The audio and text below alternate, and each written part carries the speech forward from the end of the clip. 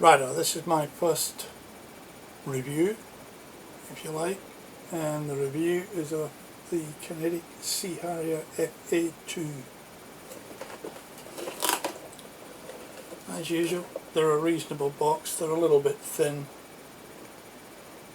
for my liking, but anyway, it's fairly solid. Inside you'll find several sprues, main body,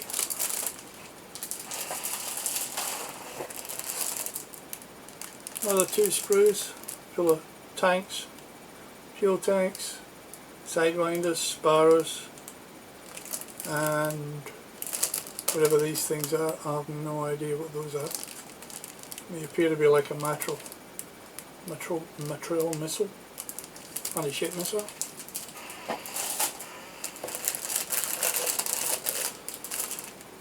Big sprues, fuel tank, we have oil wheels and parts of the cockpit in there. This part we have the upper wing on here, and we have the cockpit tub on there, which will be difficult to see with this little camera, but anyway, most of the parts are fairly neat. There's very little flash on anything. The bags are not stapled. The bags are sort of a self-sealing type, so when you pull the part out you can reseal the bag. Oh, I don't know if you can see that any better. But most of the parts are fairly neat. They're all very clean. There doesn't appear to be any flash. I can't see any sink marks or ejector pin marks on anything serious. Most of the detail is pretty good, I would have to say.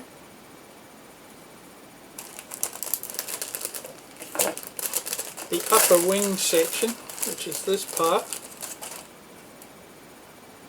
this being an earlier model Harrier, doesn't have that cranked wing effect that you get on the Hasegawa GR7, GR9.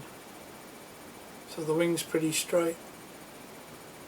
It doesn't have the extension that they added for the AV8s and the GR5s, GR7s, GR9s.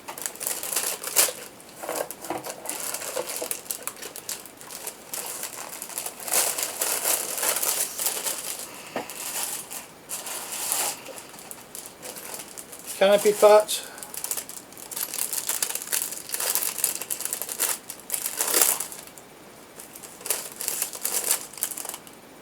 They look reasonably clear, reasonably see-through, and if you look carefully you can just see the explosive section, like deck cord, that they fit to the top of the canopy. Rather than blow the whole canopy off, you shoot the guy through the canopy.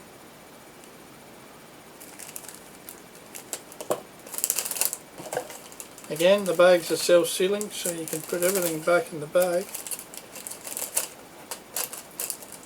later. You get a small packet of etched metal fret. Not the greatest. Decal sheet, reasonably extensive.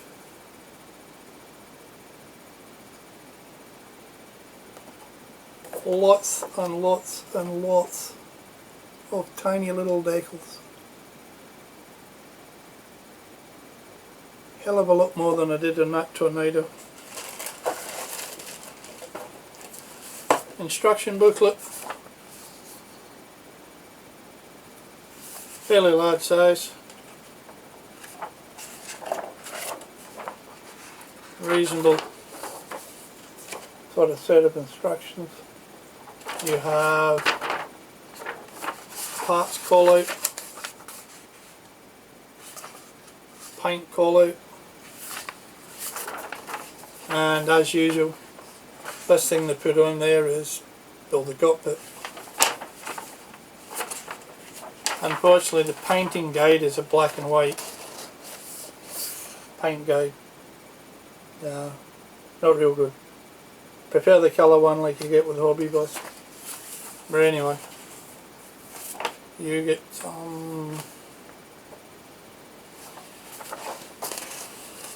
that one, which is called Satan 1, which I believe was the last surviving Sea Harrier.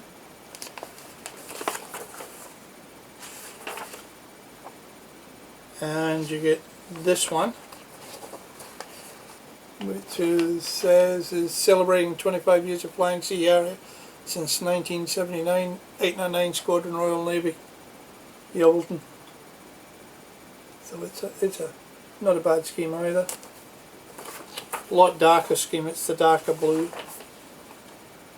And you get this scheme here, which says 800 Squadron Royal Navy at Disbandment, Yeovilton 2004. So as usual, everybody else wants to keep flying them and we give them away. Well, we didn't buy any over here anyway. We were bloody stupid. We stuck with pieces of junk like Mirages and flaming FA18s. Twice round the deck and you run out of fuel. Great aircraft, the FA18.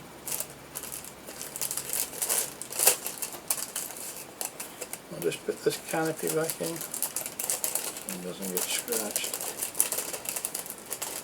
Just remember the bags are self-sealing, so it does stick to everything.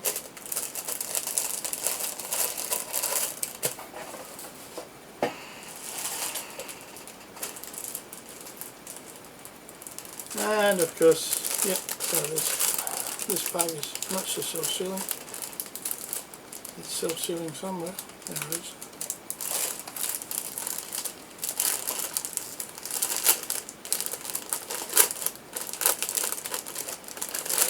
This is not like a Kitty Hawk kit. All the Kitty Hawk kits I've bought, I've discovered the bags aren't even sealed properly. The detail on the aircraft itself, the bodywork is fairly extensive. It doesn't appear too deep. I think it would meet with Paul's approval. Although some of the panel lines, well, like along here, appear to be a little bit rounded on the edge, but definitely a lot better than you would get on an Airfix one.